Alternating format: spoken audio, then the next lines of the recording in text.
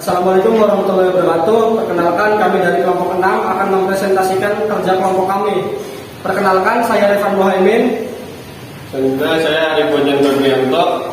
Saya Yunita. Dan saya Fahruzan.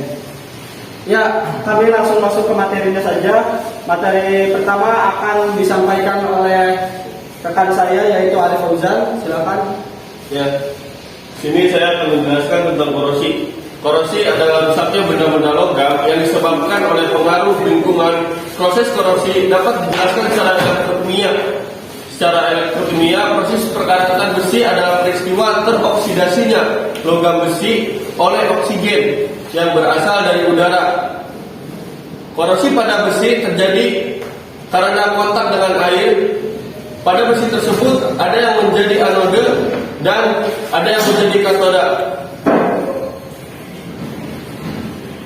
Selanjutnya itu adalah faktor penyebab korosi. Yang pertama itu adalah air. Air merupakan salah satu faktor yang dapat menyebabkan korosi. Udara lembab yang banyak mengandung uap air akan mempercepat berlangsungnya proses korosi. Selanjutnya itu ada elektrolit. Elektrolit merupakan media yang baik untuk terjadinya transfer muatan. Hal ini yang akan mengakibatkan elektron lebih mudah untuk diikat oleh oksigen di udara yang akan menyebabkan mempercepat korosi. Selanjutnya adalah permukaan logam yang tidak rata. Permukaan logam yang tidak rata memudahkan terjadinya kutub-kutub muatan yang akhirnya akan berperan sebagai anoda dan katoda. Yang terakhir itu adalah elektrokimia. Jika dua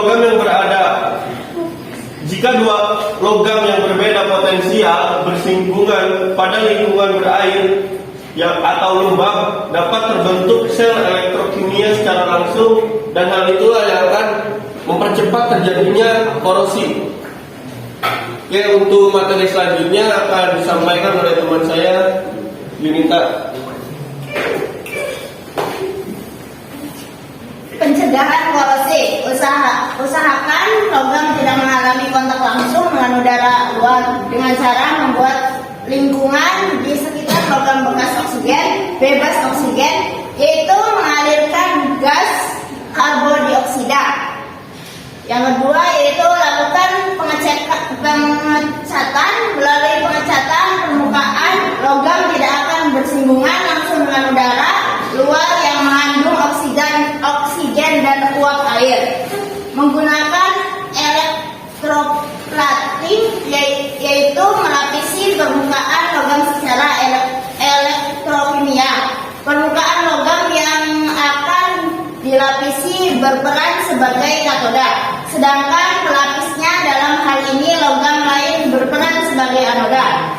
Membuat paduan atau alloy dengan cara mencampurkan besi dengan logam lain yang tahan korosi seperti nikel atau krom. Campuran ini dikenal sebagai baja stainless. Adapun jenis korosi yaitu yang pertama uniform type adalah korosi seragam, yang kedua pitting korosi sumur, yang ketiga yaitu erosion korosi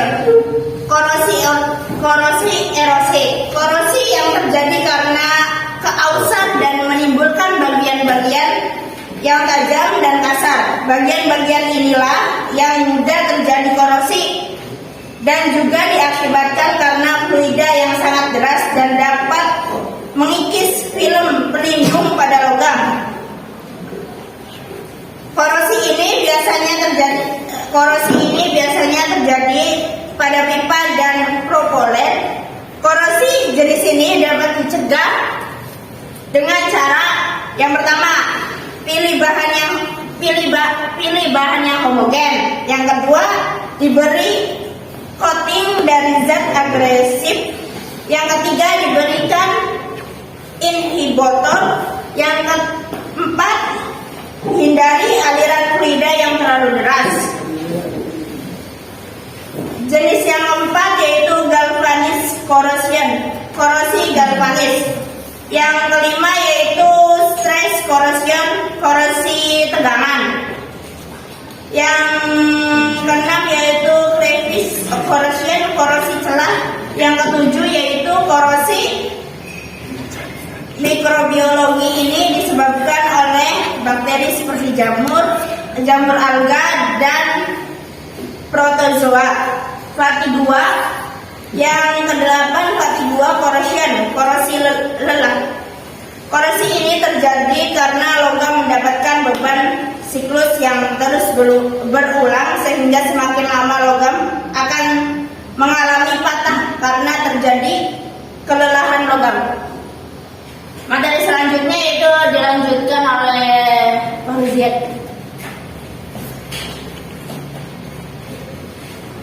Nah, itu lanjut ke pengertian logam non-ferro. Logam non-ferro adalah jenis logam yang secara kimiawi yang tidak mengandung besi atau ferro. Oleh karena itu, logam ini disebut juga logam bukan besi. Nah, adapun jenis-jenis logam non-ferro secara umum adalah ada aluminium, magnesium, ada tembaga, ada seng, ada timah hitam, ada timah putih, dan logam mulia lainnya. Kemudian ada beberapa contoh pengaplikasian logam non-ferro. Yang pertama ada tembaga. Tembaga digunakan untuk membuat suku cadang bagian listrik, radio penerangan, dan juga alat-alat reparasi. Yang kedua ada aluminium. Aluminium digunakan untuk membuat peralatan masak, alat elektronik, industri mobil, dan pesawat terbang. Kemudian ada timbal. Timbal digunakan sebagai bahan pembuat kabel, baterai, hubungan atap, dan bahan pengisi. Kemudian ada timah. Timah ini digunakan sebagai pelapis lembaran baja lunak dan industri pengawetan.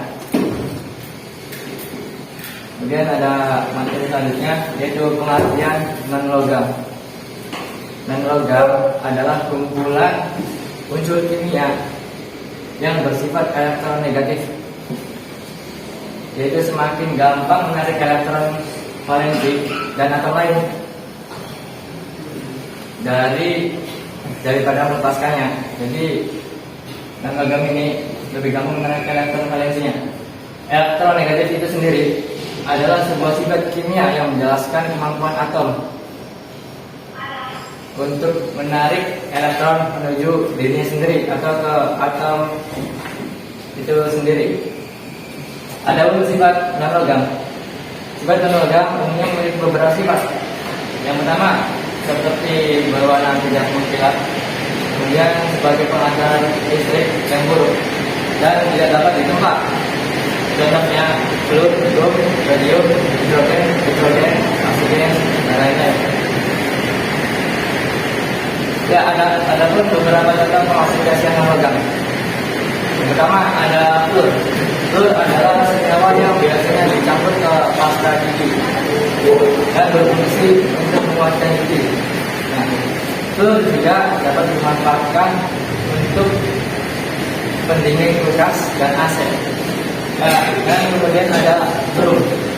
Brom merupakan senyawa yang biasanya dipakai sebagai bahan baku obat penenang saraf. Selain itu, brom juga dapat digunakan sebagai campuran zat dalam memadamkan kebakaran. Kemudian ada iodium. Iodium merupakan senyawa yang kerap digunakan sebagai bahan baku antiseptik juga. Selain itu, senyawa iodium juga dapat dipakai untuk tambahan di garam tabur dan juga bahan gas aluminium pada industri tepung. Kemudian ada hidrogen. Hidrogen biasanya digunakan sebagai bahan bakar roket dan juga memproduksi asam hidroklorida, mereduksi biji besi, serta bisa sebagai gas mengisi balon udara. Ya, selanjutnya materi selanjutnya akan dijelaskan rekan saya, itu Revan Mohani. Waktu dan tempatnya di sini. Kemudian ada corrosion atau erosi. Korosi adalah korosi yang terjadi karena kausan dan menimbulkan bagian-bagian yang tajam dan kasar. Bagian-bagian inilah yang mudah terkorosi dan juga diakibatkan karena fluida yang sangat deras dan dapat mengikis film pelindung pada logam. Korosi ini biasanya terjadi pada pipa dan propeller. Kemudian ada contoh gambar di sini. Ini adalah contoh gambar dari erosi corrosion. Ini adalah pipa yang terkena erosi korosi. Pada gambar pipa ini terjadi karena fluida yang sangat deras sehingga mengikis film pelindung pada logam. Kemudian selanjutnya ada pencegahan korosi. Pencegahan korosi yang pertama adalah pilih bahan yang homogen. Homogen atau homogenik adalah suatu bahan atau sistem yang memiliki sifat yang sama di setiap titik atau ragam. Kemudian diberi coating atau lapisan dari zat agresif. Diberikan inhibitor. Inhibitor adalah zat yang menghambat atau memperlambat laju reaksi kimia. Sifat inhibitor berlawanan dengan katalis yang mempercepat laju reaksi. Kemudian hindari aliran fluida yang sangat deras. Ya, itu dari materi kami. Terima kasih. Kurang lebihnya mohon maaf. Wabillahi taufiq wal hidayah. Wassalamualaikum warahmatullahi wabarakatuh.